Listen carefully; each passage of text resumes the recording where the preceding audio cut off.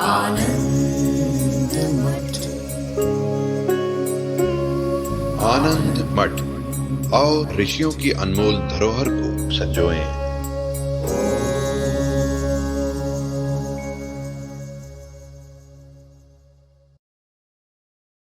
माने वेद का जो ज्ञानात्मक हिस्सा है उस उपनिषद को ही वेदांत कहा जाता है।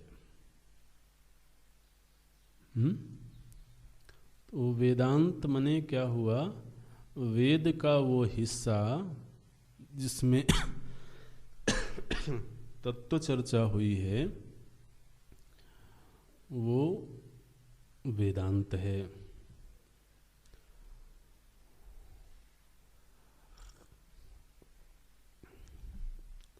अब प्रश्न ये आया कि उसको वेदांत क्यों कहते हैं? आप वेद ही कहो ना। अब जैसे रामायण का जो अंतिम हिस्सा है उत्तरकांड, तो आप उसको रामायणांत बोलते हैं क्या?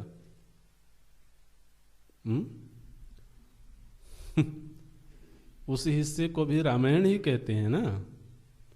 तो आप उपनिषद को वेदांत क्यों कह रहे हो? आप उसको वेद ही कहो। तो अलग से आपको एक और नया नाम लाने की जरूरत क्यों पड़ी? प्रश्न समझ में आ रहा है कि नहीं आ रहा है? नहीं तो आप सोचो कि अनावश्यक प्रश्न उठा दे रहे थे। नहीं वो समझना है उनको। तो जो वेद का ही हिस्सा है, वेद का ही अंग है, माने वेद ही है वो, तो आप उसको सीधे वेद ही कहो, वेदांत क्यों कह रहे हो?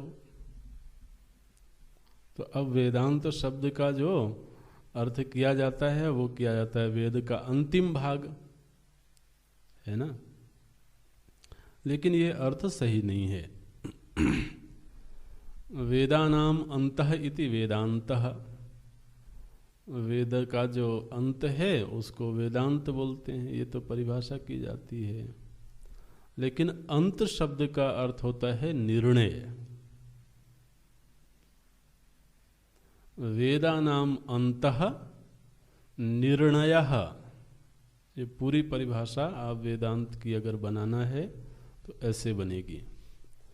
वेदानाम अंतः निर्णयः इति वेदांतः।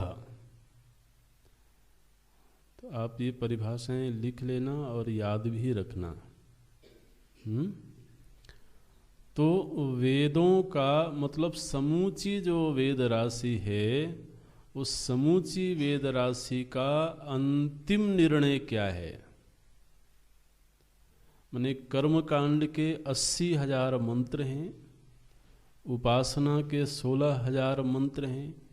इन सभी मंत्रों का अंतिम निर्णय क्या है? बोले वो है आत्मविद्या, है ना। उस समूचे वेद भगवान का जो, जैसे लोग चर्चा करते हैं ना, बड़ी देर तक चर्चा करते हैं। कोई व्यक्ति, कोई मित्र किसी से मिलने गया और मानो कि उसको धन की जरूरत है, उसको अपने मित्र से कुछ लोन चाहिए, कुछ धन चाहिए। तो उसने समय तय किया कि इतने बजे मैं आपके घर आऊँगा। तो उसने बताया नहीं कि क्यों आ रहा हूँ। गया उसके घर में, स्वागत हुआ, चर्चा शुरू हुई। तो आदमी जाते सीधे थोड़ी बोलता है कि मुझे पैसा चाहिए। पहले दुनियादारी की चर्चाएं होती हैं। आप कैसे हो, कैसा चल रहा है, व्यापार कैसा चल रहा है, बच्चे कैसे हैं, ये सब चर्चा होती है। तो महाराज आदमी 1 घंटे तक चर्चा करता है। उस बीच में अपना चाय भी चल गई और भी जो कुछ भी सर्व हुआ वो सब चल गया। और फिर बोलता है कि मैं मेरे आने का प्रयोजन ये है। तो अब 1 घंटे तक जो बात करी वो क्या बात थी?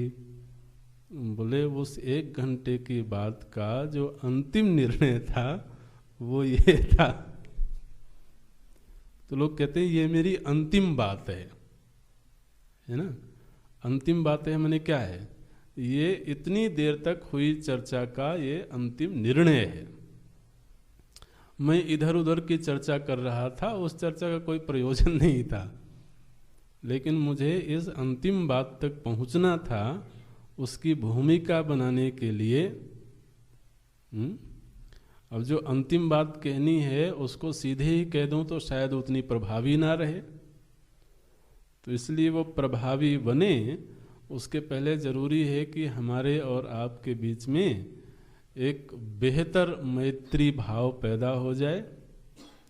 वो मैत्री भाव तब पैदा होगा जब एक दूसरे के सुख दुख बांटें हम। एक दूसरे के सुख दुख बांटने से महाराज आत्मीयता होती है। उसके बाद फिर कोई गहरी बात कहना है। तो आप समझिए कि ये जो वेद भगवान है ना, ये हमारे साथ वार्तालाप करते हैं, चर्चा करते हैं। ऐसे समझना, वेद भगवान जीवंत हैं। हम उनके सामने उपस्थित हुए तो वो हमारे से कुछ बात करते हैं। क्या बात करते हैं? बोले देखो तुम्हारी भी ये कामना है।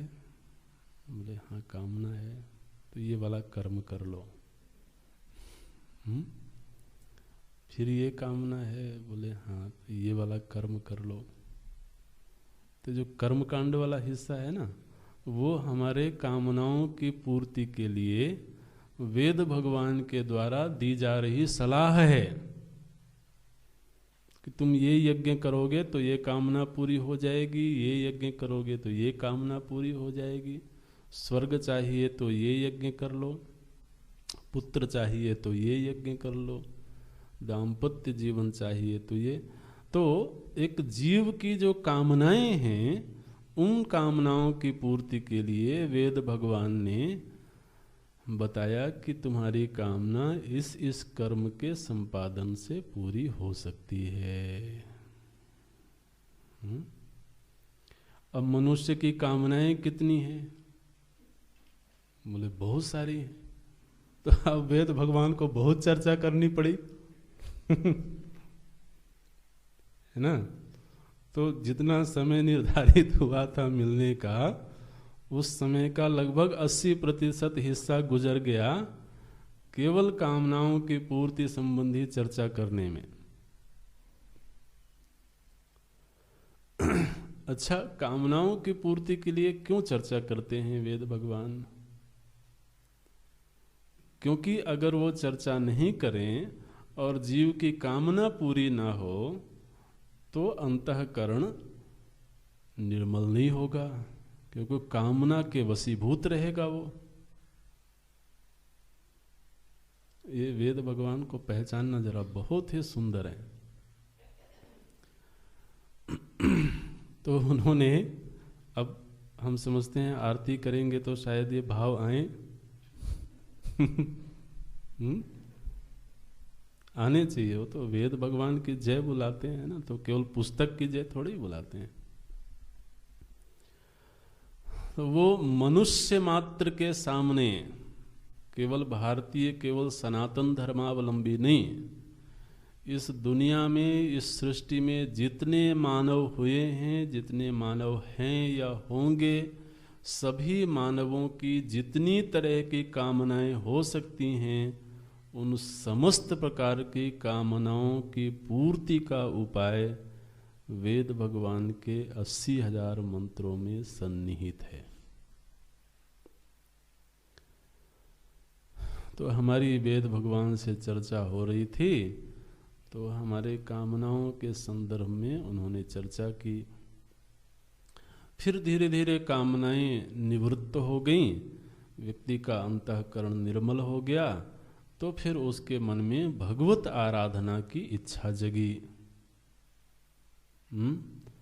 फिर उसके अंदर कामना हुई कि मुझे परमात्मा की आराधना करनी चाहिए, उनको पाने के लिए प्रयत्न करना चाहिए। तो उसने वेद भगवान से पूछा क्या करूं? तो भगवान की आराधना करने के लिए जो भी उपाय हो सकता है उस सारे उपाय की चर्चा वेद भगवान ने करी। वो आरण्यक है। आरण्यक नाम इसलिए दिया गया क्योंकि उपासना के लिए वो व्यक्ति एकांत में गया, अरण्य में गया, है ना। अरण्य माने वन। तो अरण्य में जिन विषयों पर चर्चा होती है उनको आरण्यक बोलते हैं। ऐसे तो मनुष्य जब उपासना करना चाहता है, देवाराधन करना चाहता है, तो फिर वेद भगवान उसके साथ चर्चा करते हैं और उसको बताते हैं कि तुम ऐसे ऐसे उपासना करो। तो आप देखिए, कर्म का आश्रय लेने से तो जो कर्म वासनाएं थी उनका क्षय हो गया, कामनाओं का क्षय हो गया। उपासना करने से उसका अंतःकरण धुल गया, निर्मल हो गया। और अंतःकरण में सूक्ष्मता आ गई, एकाग्रता आ गई। जब इतनी उपलब्धि साधक को प्राप्त हो गई तब उसके मन में ब्रह्म जिज्ञासा पैदा हुई, है ना, कि ये जो मेरा आराध्य है वो कौन है और मैं कौन हूँ। आराधक कौन है, आराध्य कौन है, और इन दोनों के मध्य जो ये सृष्टि खड़ी है ये कौन है।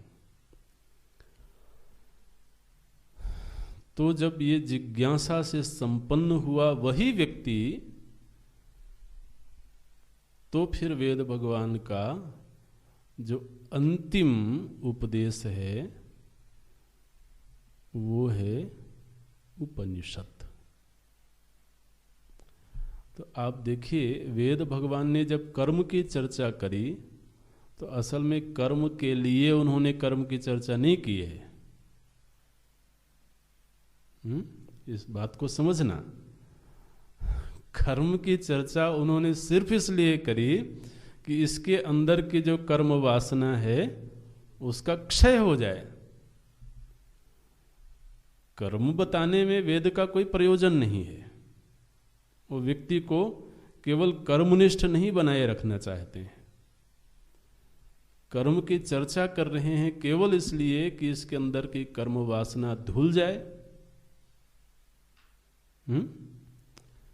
फिर जब उपासना की चर्चा करते हैं तो असल में उपासना की चर्चा करने में भी वेद का कोई प्रयोजन नहीं है।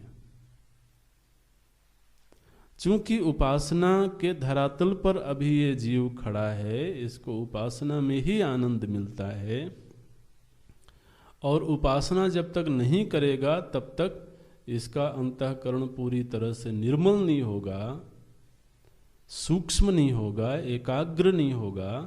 तो इसलिए वेद भगवान उपासना की चर्चा करते हैं। तो वेद भगवान की जो प्रवृत्ति हुई है ना तो कर्म बताने में हुई है और ना ही उपासना बताने में हुई है। वो हमारे साथ 1 घंटे तक चर्चा करते हैं। 1 घंटे के काल में उन्होंने लंबे वक्त तक कर्म की चर्चा की। फिर लगभग 16% समय दिया उन्होंने उपासना की चर्चा करने में। लेकिन ये सारी जो चर्चा हुई है वो केवल और केवल तत्व चर्चा के लिए हुई है। ये व्यक्ति तैयार हो जाए तत्व चर्चा के लिए, और महाराज 4 मिनट में उन्होंने, आप समय की अगर बात करें तो समय के बिल्कुल 4% हिस्से में वेद भगवान ने बता दिया कि मेरा अंतिम वक्तव्य ये है।